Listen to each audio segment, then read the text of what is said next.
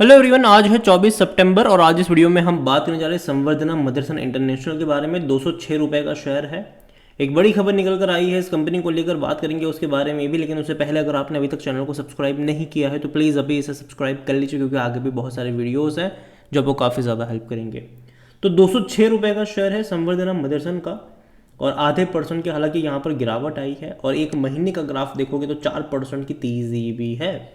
180 185 से ऐसा भागा कि भाई साहब अभी भी गिरावट नहीं है देखा जाए तो। हालांकि पहले गिरावट थी, 200 रुपये से गिर कर आया ज़रूर था ये, लेकिन उसके बाद जो तेज़ी पिछले 10 दिनों में देखने को मिली है वो शानदार तेज़ी है। शानदार तेज़ी है। भले ही बाजार गिर रहा था लेकिन यहाँ पर तेज़ी देखने को मिल रही थी। एक साल का अगर हम ग्राफ देखें तो 113% का ग्रोथ है, बेहतरीन रफ्तार दिखाई है इसने। और देखो ये बीच में इसने करेक्शन दिखाया था 200 रुपये 206 रुपये पर जाने के बाद इसने करेक्शन दिखाया था बीच में। और अभी जिस लेवल पर बैठा है कहीं ना कहीं एक रेजिस्टेंस वाला लेवल ज़रूर है, क्योंकि इससे पहले भी इसी 206 207 रुपये के लेवल से गिरावट आई थी। तो देखना इंटरेस्टिंग है कि इस लेवल का टूटना ज़रूरी है, इस लेवल का टूटना ज़रूरी है। और जो बड़ी खबर यहाँ पर है वो भैया फंड रेज को लेकर है। बहुत सारा पैसा रेज करा है, 6,440 करोड़ के आसपास का पैसा रेज हुआ है QIP के जरिए, और ये बहुत बड़ा अमाउंट है। यहाँ पर अगर आप देखोगे तो संवर्धना मदरसन ने मंडे को बताया है कि उन्होंने ऑलमोस्ट 6,440 करोड़ रुपए रेज करे हैं वाया QIP, और अच्छी बात है, ठीक है ये। और QIP जो यहाँ पर हुआ है वहाँ पर बहुत डोमेस्टिक और एफआईज की तरफ से इंटरेस्ट मतलब यहाँ पर देखने को मिला है। और over 95% of the allocation were made in मार्क्यूए, जो long only investor such as mutual funds, insurance and pension funds, foreign investors.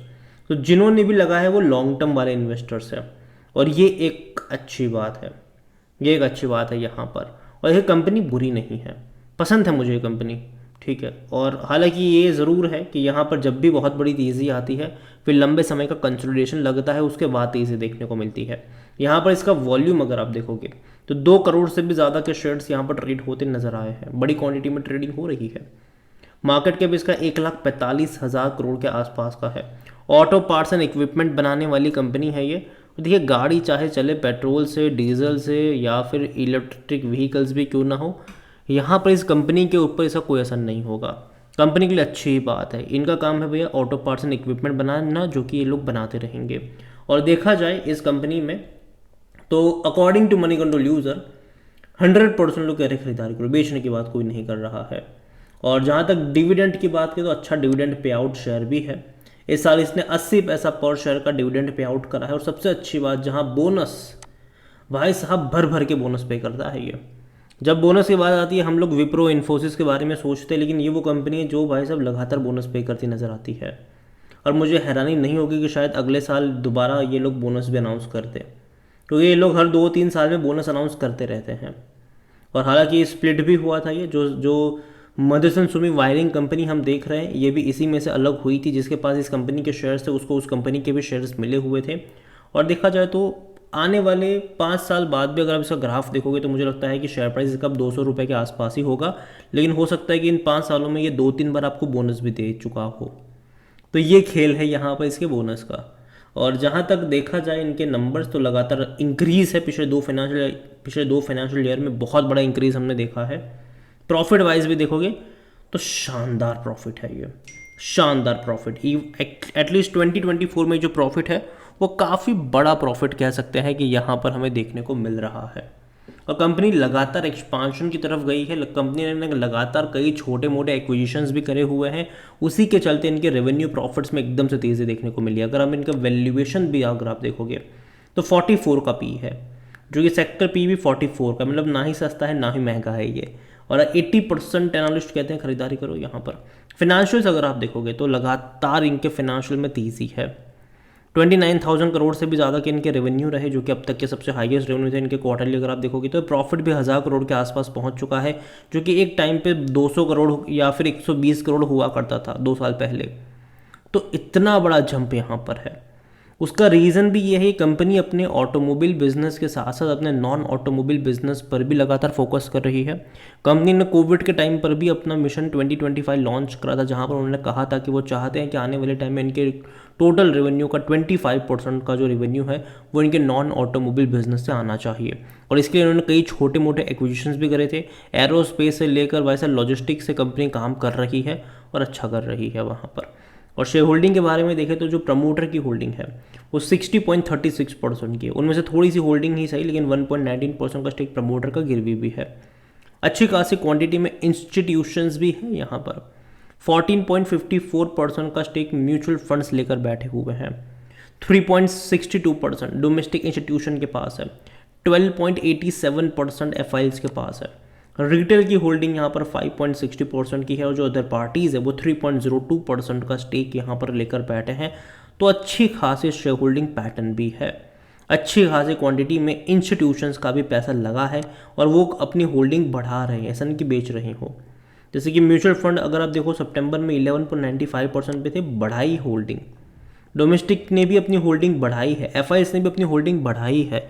तो ये एक अच्छी बात है कि भाई साहब इंस्टीट्यूशंस ने खरीदारी यहाँ पर करी हुई। हालांकि प्रमोटर ने भले ही थोड़ी बहुत मतलब बिकवाली करी हो, लेकिन जितना प्रमोटर ने बेचा उतना इंस्टीट्यूशंस ने खरीदा है यहाँ पर। ऐसा नहीं कि रिटेल इन्वेस्टर को यहाँ पर चिपकाया गया हो माल, ऐसा नहीं हुआ है और ये एक अच्छी बात है। और जहाँ तक इस कंपनी का अगर आप एक साल में देखो तो बेहतरीन रफ्तार है, लेकिन हमने ये भी देखा है कि एक बड़ी तेज़ी के बाद ये कंसोलिडेट करता है। तो जैसे कि हमने इससे पहले भी देखा था कि एक बहुत बड़ी तेज़ी आई थी, फिर कंसोलिडेट किया था, फिर वापस गिरावट आई थी। तो यहाँ पर एक बड़ी तेज़ी आई है। अब कुछ टाइम कंसोलिडेट ये यहाँ पर कर सकता है, लेकिन अगेन मुझे लॉन्ग टर्म के लिए कंपनी पसंद है। जब भी गिरावट आएगी यहाँ पर, जब भी गिरावट आए खरीदारी के ही यहाँ पर मौके बनेंगे लॉन्ग टर्म के लिहाज से। शॉर्ट टर्म में अप्स एंड डाउन्स यहाँ पर चलता रहेगा, लेकिन लॉन्ग टर्म का आउटलुक मुझे इसका पॉजिटिव लगता है। और देखिए आने वाले टाइम में ना गवर्नमेंट जो है वो लगातार कोशिश कर रही है कि भाई साहब पुराने व्हीकल्स को स्क्रैप करा जाए, ठीक है। और ऐसा होगा आने वाले टाइम में। और जब भी ये पॉलिसीज़ वगैरह होगी तो कहीं ना कहीं जब लोगों को अपने व्हीकल्स रिप्लेस करने होंगे तो नए व्हीकल्स भी वो खरीदेंगे। और इनके क्लाइंट्स की जो लिस्ट है वो काफ़ी बड़ी लिस्ट है। इंडिया और इंडिया के बाहर भी बड़े पैमाने पर कंपनी का बिजनेस चल रहा है। इंडिया के बाहर अगर आप देखोगे तो फॉक्सवैगन से लेकर भैया BMW तक इनके क्लाइंट है, मर्सिडीज़ तक बड़े बड़े इनके क्लाइंट्स हैं। इतना ही नहीं, इंडिया में भी टाटा से लेकर भैया महिंद्रा तक इनके क्लाइंट्स हैं। तो ये बड़ी बात है इस कंपनी के लिए। और मैं इतना मानता हूँ कि भैया गाड़ी चाहे चल रही हो पेट्रोल से, डीजल से, EV हो, कोई भी हो, ऑटो पार्ट्स बनाने का काम है इस कंपनी का। इसके बिज़नेस पे कोई असर नहीं पड़ने वाला है। इनके क्लाइंट्स की गाड़ियाँ बिकती रहेगी, इनका बिज़नेस चलता रहेगा। लेकिन हाँ, ये भी ज़रूर है कि जिस लेवल पर है ये लेवल इंटरेस्टिंग है, क्योंकि इसी लेवल से इससे पहले गिरावट आई थी। तो यहाँ पर तो मैं कहूँगा कि एटलीस्ट ये जो लेवल है वहाँ पर ख़रीदारी के तो मौके नहीं हैं। अगर ब्रेकआउट होता है तब खरीदारी के मौके बनेंगे, अगर ब्रेकआउट नहीं होता है तो वेट एंड वॉच यहाँ पर करो। और अगर गिरकर ये आता है 200 रुपये के नीचे, 190 180 के रेंज में जब जाएगा तो वहाँ से बाई ऑन डिप्स का अप्रोच आपको अपनाना चाहिए।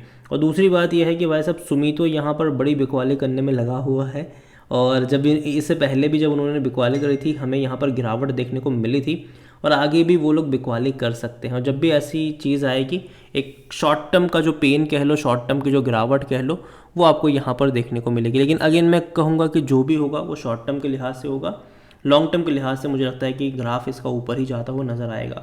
बीच बीच में झटके लगेंगे और मुझे लगता है कि अभी थोड़ा टाइम झटके लगने का ज़रूर है। अगेन ये मेरा पर्सनल ओपिनियन है, कोई भी इन्वेस्टमेंट एडवाइस नहीं। वीडियो को यहीं पे एंड करता हूँ। पसंद आया हो तो लाइक करें, शेयर करें। चैनल पर अगर पहली बार है तो प्लीज़ सब्सक्राइब करें।